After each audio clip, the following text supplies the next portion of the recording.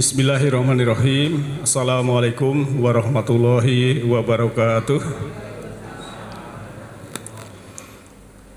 Alhamdulillah wa syukurillah wa salatu wassalamu ala rasulillah wa ala alihi wa ashabihi wa mawalah amma badah. Subhanaka la ilma lana illa ma 'allamtana innaka antal alimul hakim. Rabbi shrah li sadri wa yassir li amri wahlul 'uqdatam min lisani yafqahu qawli. Qala Allah Ta'ala fil Qur'anil Karim, A'udzu billahi minasyaitonir rajim. Bismillahirrahmanirrahim. Ya ayyuhalladzina amanu taqullaha haqqa tuqatih wa la tamutunna illa wa antum muslimun. Rabbi shrah li sadri wa yassir li amri wahlul 'uqdatam min lisani yafqahu qawli. Sahabat dan ayah bunda yang saya hormati, kaum muslimin wal muslimat rahimakumullah yang insya Allah dirahmati oleh Allah Ta'ala, marilah kita panjatkan puji syukur kehadirat Allah Ta'ala, di mana pada saat ini kita masih diberikan keberlimpahan, baik itu berupa keselamatan, kedamaian, kenyamanan, kesehatan, kesempatan, semua itu karena Allah Maha Pengasih lagi Maha Penyayang. Allah yang namanya Maha Pengasih, artinya kasih Allah itu tak terbatas. Maka jangan sampai kita membatasi pada orang lain tentang kasih kita. Manakala kita sudah menghadirkan kasih sayang seperti Allah yang mau di dalam kehidupan ini, maka hidup sudah kita mulai dari dalam dengan damai kasih sayang, maka yang terjadi adalah bahagia. Kebalikannya, kalau kita belum bisa menghadirkan kasih sayang, yang ada kebencian, sakit hati, kecewa, dendam, marah, itu yang terjadi adalah derita atau penderitaan. Sebab di semesta ini Allah punya pola, ya. Dalam programnya itu Allah punya pola. Kalau kita itu dapat masalah atau ujian sesuatu, dan ujian, kalau saya gambarkan ini satu kurikulum, ini belum selesai, walaupun kita misalnya punya pasangan, punya masalah belum selesai, wah ganti saja misalnya. Nanti masalahnya sama, karena yang dulu aja belum lulus kan begitu. Jadi pola di semesta itu seperti itu. Maka saya mengajak kemarin mulai itu dari rumah tangga itu, kita dari bab makan yang terkecil sudah selesai dalam rumah tangga, tidak ada masalah. Nah, oleh karena itu kalau kita memahami, oh pola Allah itu seperti itu. Kalau satu bab itu belum selesai, nanti itu akan terulang terus. Bahkan sesuatu yang kita benci, kita omongkan, kita nanti akan hadir lebih cepat kalau kita memang belum selesai masalah itu. Lah kita tiap individu ini masalahnya berbeda-beda. Tinggal kita menyikapi, karena hidup ini memang penuh masalah. Tapi tinggal kita memikul masalah itu bagaimana caranya. Nah, maka topik malam hari ini adalah menyikapi, ya. Bahagia itu yang bisa menyelesaikan masalah. Kemudian derita itu yang berkutik dengan masalah itu saja.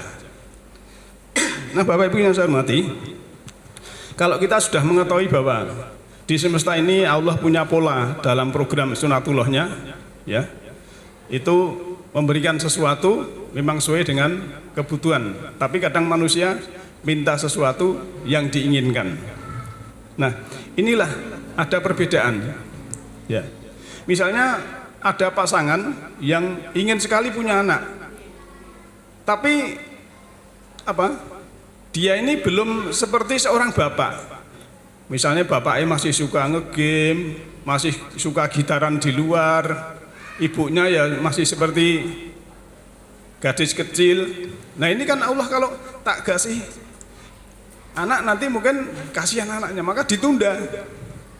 Tapi kebalikannya, ya, pola Allah ini kalau orang yang tidak minta tapi malah tergesa-gesa melanggar hukum, malah dikasih. Inilah pola sebelah. Maka sebetulnya semua itu sebenarnya ada kebaikan, ada pelajaran bagi kita semua. Nah, Bapak Ibu yang saya hormati, mari kita beranjak sana berselancar melihat ayat Allah. Namun dalam kita belajar ayat Allah itu memang kuncinya hanya dua. Yang pertama ansitu, ya, diam. Yang kedua wasma'u, dan mendengarkan. Karena kalau tidak diam dan tidak mendengarkan, cahaya Allah, nur Allah, hidayah lo tidak mungkin masuk. Wong tertutup dengan itu kan. Maka sifat orang kafir itu kan kalau disampaikan Quran malah bikin gaduh kan begitu. Dulu kemarin kan sudah saya sampaikan ya. Maka kuncinya adalah ansitu wasma'u. Itu Quran ya. Kita mulai. A'udzubillahi minasyaitonirrajim. Bismillahirrahmanirrahim. Kullu nafsin dha'iqatul maut wa nabluukum bisari wal khairi fitnah wa ilaina turja'un. Kullu nafsin, tiap-tiap jiwa, nafs itu jiwa, dha'iqatul maut, ya, dia akan merasakan maut atau mati. Wala nabluukum, dan kami akan menguji kamu sekalian, ya, dhamirnya kum, bisari, bi dengan asari, ya, sari itu keburukan, ya, wal khair, dan kebaikan, fitnah sebagai fitnah atau kesusahan atau keburukan, wa ilaina turja'un, dan kamu akan dikembalikan kepada Allah, atau kamu kembalinya kepada kami, gitu maksudnya. Nah, Bapak Ibu yang saya hormati, ini kalau dipahami cuma tiap yang berjiwa mati, ya wes sudah tutup. Tapi sebetulnya ini ada pendalaman yang lebih dalam, yaitu setiap jiwa itu waktu masih hidup ini tidaklah bisa merasakan mati. Ya, kalau bisa merasakan mati, dia akan memahami, oh ternyata ya mati sak jroning urip, cara mbah-mbah kita itu. Ya. Dan dalam kehidupan ini memang yang namanya fitnah, ya, itu kesusahan, dan kita diuji itu warnanya dua, ya, yang menyenangkan, bahagia, ya, khair, isyar, dan syar itu adalah derita yang tidak menyenangkan. Ya, ini harus kita lihat. Kadang orang itu diuji dengan derita yang tidak menyenangkan, tapi malah dia bisa kuat. Tapi begitu diujo, ya, diuji, kadang malah nggak kuat. Wah, ngaji itu ora penting, orang ngaji wae rezekine lancar. Enten sing ngoten Pak. Ora butuh nang masjid, rasanya masjid nang rezekine wis akeh kan gitu. Ya saat itu ya oke, ya gitu kan. Tapi nanti kalau sudah sakit-sakitan baru wah depen cek nom yang masjid kan begitu ya. Depen cek nom ngaji kan begitu. Jadi orang itu yang disesali kan bukan kejadiannya Pak. Yang disesali itu kemarin tidak seperti itu. Misalnya seorang mahasiswa, dosen mengumumkan besok hari Selasa ujian. Bagi yang sudah kemarin-kemarin belajar, tidak masalah Pak. Tapi yang belum belajar menyesal, wah kenapa ya saya tidak belajar dari dulu, kan begitu kan. Termasuk kita kan begitu. Kenapa setelah sakit-sakitan, ya, arep nyang masjid wis ra kuat baru sadar, arep ngaji wis ra kuat baru sadar. Ini kan namanya ya manusia yang kasihan kan begitu. Nah maka ujian baik dan buruk itu harus kita terima. Ya, kita terima. Nah tugas kita, ya, tugas kita itu netral. Ada yang kita senangi, ada yang tidak kita senangi, ya. Itu kita harus bisa melepas yang disukai dan bisa menerima yang tidak disukai. Kalau yang disukai itu kan bahagia, yang tidak disukai itu derita. Kemudian tidak mencengkram yang dicintai dan tidak menendang yang tidak dicintai. Nah maka tolak ukur kita berinfak bersedekah itu tolak ukurnya adalah ikhlas melepaskan bukan sedikit banyaknya, tapi ikhlas melepaskan.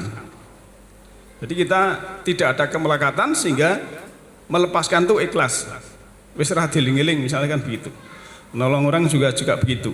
Jadi jangan sampai kita biasanya kan yang kesadarannya rendah itu kan kalau yang disukai itu kan dicengkram, ya. Yang tidak disukai pengen dilepas, ya. Padahal tugas kita harus menerima dua-duanya. Kan manusia itu seringnya ya memberi judul. Saya selalu mencontohkan gunung meletus. Waktu gunung meletus ada sedikit korban dan lain sebagainya. Orang memberi judul itu musibah. Tapi setelah 4 tahun panen pasir, sopir-sopir, tambangnya, panen batu, kerikil, pak taninya, subur tanahnya, buahnya hasilnya melimpah, sudah diberi judul berkah. Ini kan manusia yang dijudul. Tapi Allah itu kalau ada peristiwa ya peristiwa saja. Jadi ya kejadian-kejadian saja. Maka tugas kita sebenarnya netral, tidak perlu memberi judul dulu.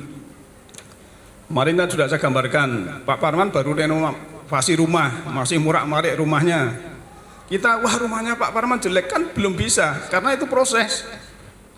Nah oleh karena itu kalau kita prosesnya belum selesai, itu kita tidak usah menilai Allah.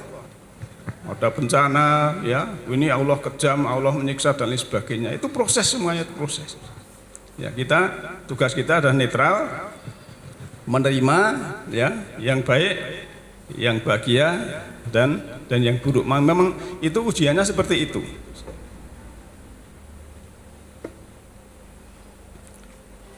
Jadi dalam surat 21 ayat 35 tadi ya, itu Bapak ujian itu ada baik buruk. Artinya memang ya kadang ada baik ada buruk. Kalau bapak-bapak yang sepuh ingat nyanyian Kos Plus itu kan judulnya bahagia dan derita juga itu ya. Jadi kalau tidak salah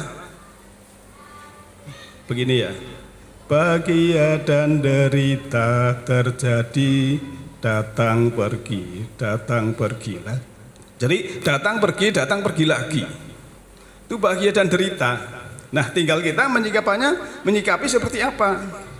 Kalau lagi sedih ya tidak seperti orang, karena banting-banting diri ya, mengumpat sana sini, itu namanya kan tidak netral.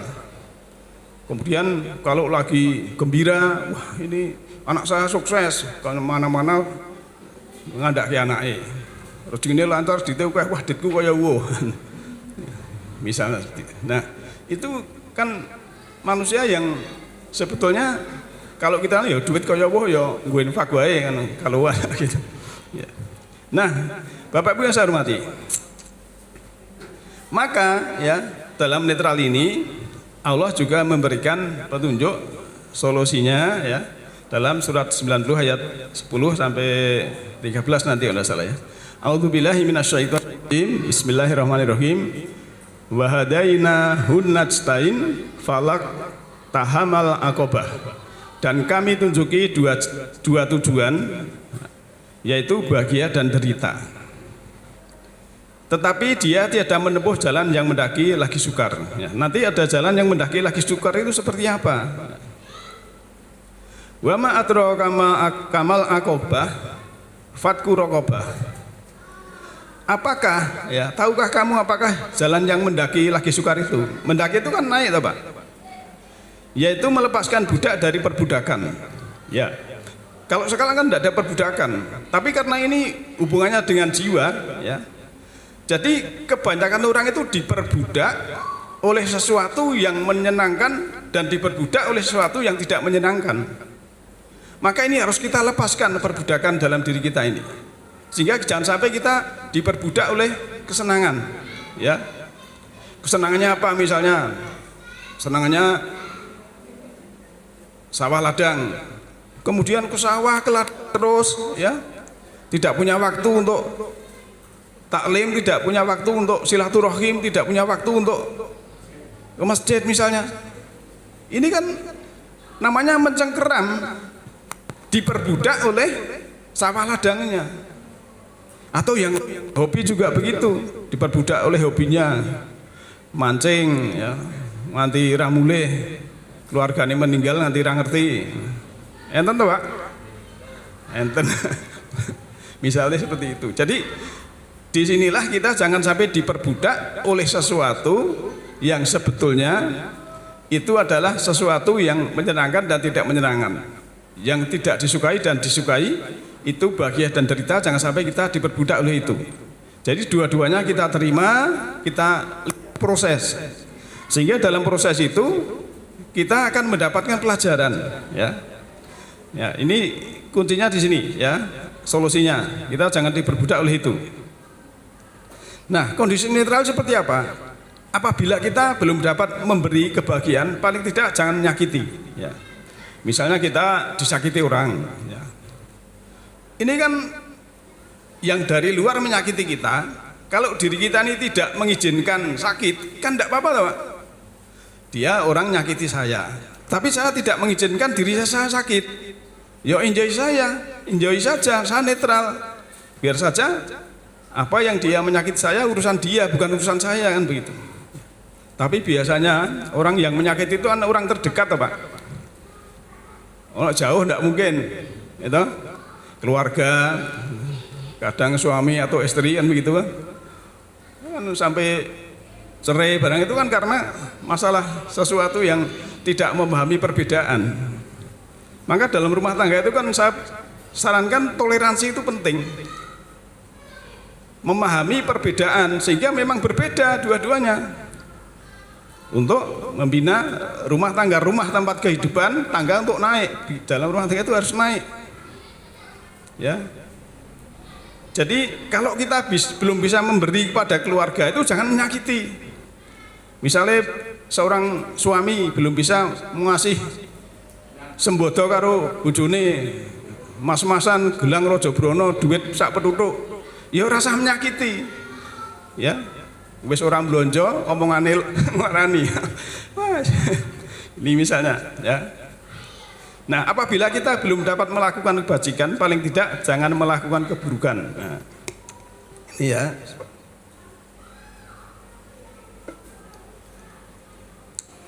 Ingat, apabila kita belum dapat melakukan kebajikan, paling tidak jangan melakukan keburukan. Nah ini, kalau belum bisa amar ma'ruf nahi mungkar, aku belum bisa baik, ya rasa buruk kan selamat toh ya. Kan aslinya kan netral ini di tengah ini, ya. Belum bisa memberi, ya rasa menyakiti, kan enak toh.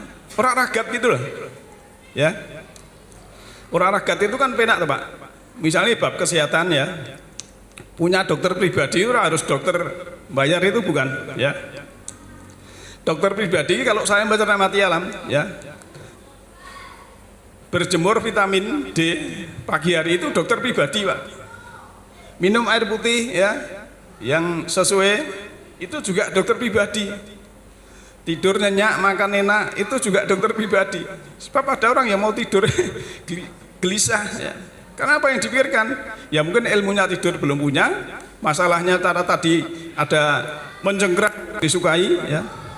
Jangan dikira orang kalau kaya raya itu tidurnya nyenyak Pak. Ya, para pengusaha itu malah wah mikir sesok izine piye ya. Terus sing wah kono piye yang bank kono sesok laporan yang bank ini kena pajak dan lain sebagainya. Belum tentu ya. Kecuali memang sudah punya ilmunya, tahu caranya, kesadarannya tinggi ya. Maka dia akan istilahnya tidak mencengkeram yang disukai dan tidak menendang yang tidak disukai. Lantas apabila kita belum dapat berakhlak mulia, paling tidak jangan berburuk sangka.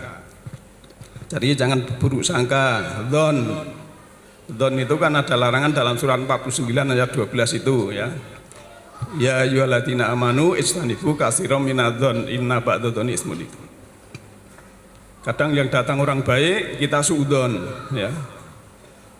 Kalau penjelasan mencermati Pak, saya itu pernah ya bertiga ya bar maghrib biasanya kan saya diajak teman ke itu sotonya Pak apa Suheri itu ada orang masuk itu kumuh itu Pak, ya kumuh pokoknya bapak-bapak kumuh ya makan itu. Bareng mulai mobilnya kinclong ya Pak ya. Wah luar biasa dokumen ya nih, wah ya elok orang itu termasuk elok, tapi sebetulnya memang ya isi itu penting, bungkus itu juga penting Pak. Kalau bungkusnya kurang penting ya orang kan juga meragukan kan begitu. Nah ini coba 3 ini supaya kita netral ya. Kalau belum bisa memberi jangan menyakiti, kalau belum bisa berbuat baik ya jangan melakukan keburukan. Kalau belum berakhlak mulia paling tidak berburuk sangka itu sudah selamat juga nanti. Nah Bapak Ibu yang saya hormati, dalam kondisi hening ya tafakur, biasanya saya kan di WA Group itu kan tafakur sejenak ya. Orang suwe-suwe, tafakur sejenak itu sudah meningkatkan kesadaran Pak ya. Kalau apabila kita belum dapat menghargai, paling tidak jangan memberi nilai berlebihan pada diri sendiri. Biasanya kan nilai awake dhewe itu orang adil. Wah aku wis iso ngene ya, berbuat baik itu tidak usah dinilai ya. Apabila kita belum memberi manfaat, paling tidak jangan menyusahkan sesama. Maka kalau dalam sejarah itu kan khairukum anfa'ahum linas, sebaik-baik kamu adalah yang bermanfaat untuk manusia.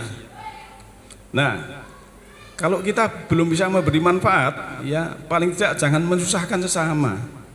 Ya, kan kalau kita senyum saja sama orang lain itu kan sudah ada manfaatnya toh Pak, kan begitu. Salat neng masjid, cetok neng masjid, besengut wae. Harusnya kan saling sapa senyum monggo. Saya lupa Ahmad itu bar salat salaman nanti arep mulai ya. Aku tak mulai saya ya pamitan salaman karo senyum ya. Nggih seneng ya gitu. Ya, apabila kita belum dapat mengingat kebaikan orang, paling tidak jangan melupakan keburukan diri sendiri ya. Jadi kalau mengingat kebaikan orang itu kadang ya kecuali memang teman akrab itu sok kelingan ya. Tapi minimal jangan melupakan keburukan diri sendiri ya. Jadi dalam surat Al-Isra ayat 13-14 itu kan kita Iqra kita baca, suruh membaca kitab-kitab yang ada di dalam ini kita baca. Oh ternyata ada dulu seperti itu ya, keburukannya seperti itu kelihatan semua, maka kita harus bangkit jiwa kita untuk taubat pada Allah, kembali kepada garis hukumnya. Nah, apabila kita belum berbuat ikhlas, paling tidak jangan minta pujian dari orang lain ya. Nah, belum ikhlas seperti itu. Bapak Ibu yang saya hormati, jika keberadaan kita menjadi berkah bagi banyak orang, barulah hidup kita bernilai. Ya, ini tolok ukur memang ya. Jadi kehidupan kita menjadi berkah dari orang lain. Suami ya menjadi berkah istrinya, istri menjadi berkah suaminya, suami istri menjadi berkah anak-anaknya ya, menjadi berkah saudaranya, menjadi berkah tangganya dan lain sebagainya. Ada nilai kebaikan ya. Kadang memang tadi saya gambarkan ya, orang yang menyakiti itu kan orang yang terdekat ya. Terdekat itu kalau saya dengan Pak Ahmadi jauh itu ora masalah, tapi kalau sing cedak itu wah kuwi nyapu parake nyanggon aku itu kan masalah itu kan ya. Terus berang-deng misalnya gitu. Itu kan yang dekat Pak. Kan kita harus dengan yang dekat itulah sebetulnya jangan sampai kita terjadi sesuatu yang tidak menyenangkan. Harus kita terima. Kan rumusnya daripada menutup mulut orang lain lebih baik menutup telinga sendiri kan begitu. Gitu Bu.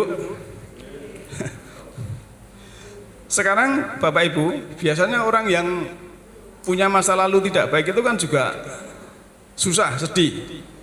Tapi kalau memikir masa depan terlalu itu juga khawatir. Nah maka masa lalu adalah sarana belajar, masa depan adalah sarana berharap. Akan tetapi hidup yang sebenarnya adalah saat ini ya, hidup saat ini di sini sekarang. Maka setelah belajar dari masa lalu, hasil belajar itu diterapkan dengan totalitas hari ini. Maka masa depan adalah hasil totalitas hari ini. Ya. Jadi hidup itu sebenarnya memang ya saat ini di sini sekarang. Tapi kadang kalau orang memikir masa depannya terlalu, itu khawatir Pak. Wah, so anakku piye ya? So aku nek tua piye ya? Kan begitu. Penuh khawatir, so bener rasa dipikir. Yang penting sekarang berbuat baik apa adanya, ya. Itu. Ya, saya punya teman itu usia 54 meninggal. Padahal orangnya energik, ya. Orang penting. Ya, senior saya di Bandung sana. Itu ternyata ada orang yang menasihati bagi bapak-bapak yang masih dibutuhkan umat, dibutuhkan masyarakat, tolong menjaga kesehatannya, berolahraga, istirahat, gitu. Terus itu tak praktekkan, ternyata ya bisa sehat. Tapi kadang manusia ya seperti itu, banyak kegiatan harusnya kan seimbang di istirahat. Lah kalau hari Sabtu sudah ngetoki wit dhuwur, minggune saya buat sukut kan jarum, kalau salahmu dewe gitu. Kalau jarum ya salahmu dewe kan begitu. Ya, itu misalnya. Saya ilmunya tahu karena situasi, ya. Maka ya kita harus tahu diri sendiri, ya, untuk sehat. Termasuk Pak Ahmadi itu kalau ning Tegal ya aja suwe-suwe wayahe mangan ampun telat kan begitu ya. Ya. Soalnya lansia gitu karo Pak. Saya setahun yang lalu main bola masih bisa, tapi sekarang yo iso ning iman-iman. Nah, Bapak Ibu yang saya hormati, kita lanjut ya. Kita belajar dari ulul asmi, Pak. Ya. Kita belajar dari ulul asmi. Ini dalam Al-Qur'an ya.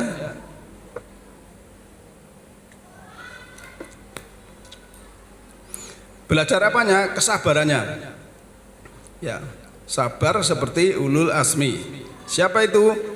Dalam tafsir adalah Nuh, Ibrahim, Musa, Isa dan Muhammad ya. Walaupun sebetulnya kita tidak boleh membeda-bedakan Rasul dan Nabi. Tapi ini karena ini tafsir ya, memang kita lihat saja ya ayatnya. Tapi ini juga tidak menyalahi karena memang seperti Nuh misalnya. Itu dengan terkenal bumi ini tenggelam, istilahnya tofan Nuh kan, dalam surah 29 ayat 14.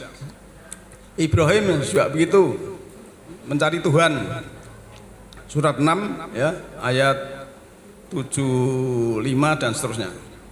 Kemudian Musa ini juga paling banyak dimuat dalam Quran, hampir 20% surat itu memuat Musa. Kemudian Isa dan Muhammad. Ya. Ini ahli tafsir dinamakan ulul asmi. Kita lihat ayatnya ya. Dalam surah 46 ya, 46. Ini ayat akhir ya, 35 ini karena surah Al-Kahf itu jumlahnya 35. A'udzubillahi minasyaitonirrajim. Bismillahirrahmanirrahim. Fasbir kama sabara ulul asmi minar rusul. Jadi ini sebenarnya ayatnya panjang, tapi karena ini temanya, topiknya itu tentang kita meniru ulul asmi tentang kesabaran, maka saya potong. Ini adalah anak kalimat. Maka bersabarlah kamu seperti orang-orang yang mempunyai keteguhan hati atau ulul asmi dari rasul-rasul yang telah bersabar. Jadi rusuli itu minar rusul. Rusul ini jamak ya. Tulisan rasul ya, rusul itu kalau sinnya pakai wawu itu mufrad atau singular, tapi kalau sinnya tidak pakai wawu ini adalah plural ya, jadi jamak rasul-rasul. Kita disuruh sabar seperti ulul asmi. Dalam sejarah ada tafsir ulul asmi itu adalah nimim, Nuh, Ibrahim, Musa dan Isa dan Muhammad. Kalau zaman sekolah nimim ya Pak ya, nimim ngapalnya gampang.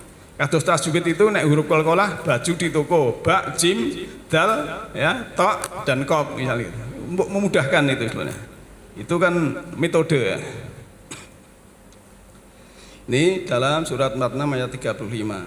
Ulul asmi, ya ulul itu memiliki, asmi tekad atau keteguhan hati.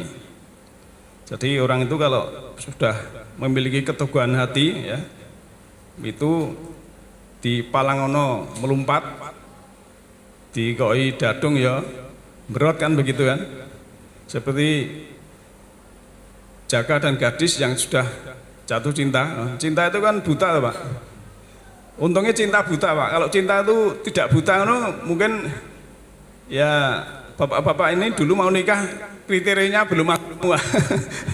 Tapi karena cinta buta ya sak nengi kau ngono ya ditompo kan begitu. Termasuk ibu-ibu dalam menerima ya sak gitu. Pas kaya ngono ya tak tompo ngono pengertian ndek ben ora ngono kan. Ini cinta buta. Orang yang memiliki tekad keteguhan seperti itu saya gambarkan. Nah, ini untuk Rasul dalam berdakwah menyampaikan risalah ya. Tadi ini saya sebutkan Nuh dulu terkenal dengan peristiwa Tufan Nuh. Ini ayatnya ya.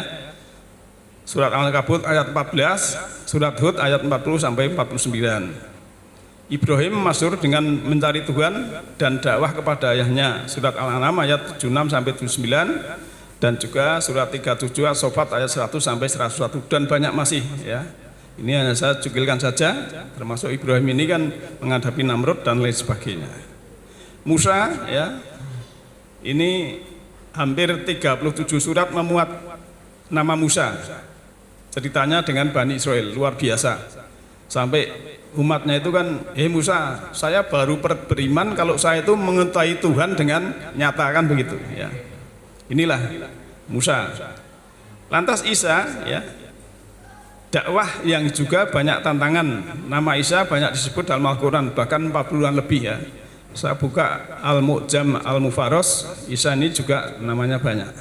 Lantas Muhammad ya, walaupun dalam Al-Quran hanya 4 kata ya, Muhammad, tapi beliau ini sabar, pemaaf, punya mukjizat Al-Quran ya. Maka di dalam surat 3159 itu kan karena Nabi Muhammad itu ya orang yang lemah lembut ya, maka orang-orang itu tidak lari. Tapi kalau Muhammad itu kasar berarti keras, maka orang-orang sama lari.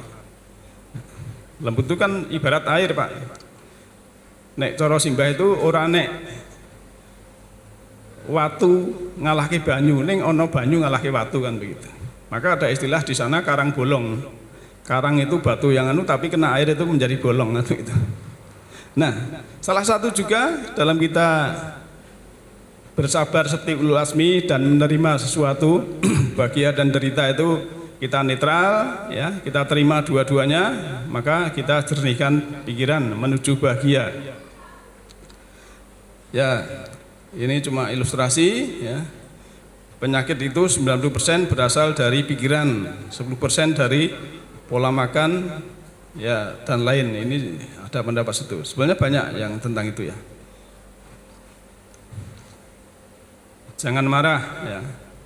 Marah selama 5 menit akan menyebabkan sistem imun tubuh kita mengalami depresi 6 jam. Kalau tidak percaya ya praktekkan. Nesu-nesu, muring-muring ini 6 jam. Wong nesu ini naik pun sadar isin betul Pak. Isin biasa. Ibu-ibu nesu bisa-bisa piringnya dipecah nang bare mesti nesu. Tapi nek mriki mboten enten.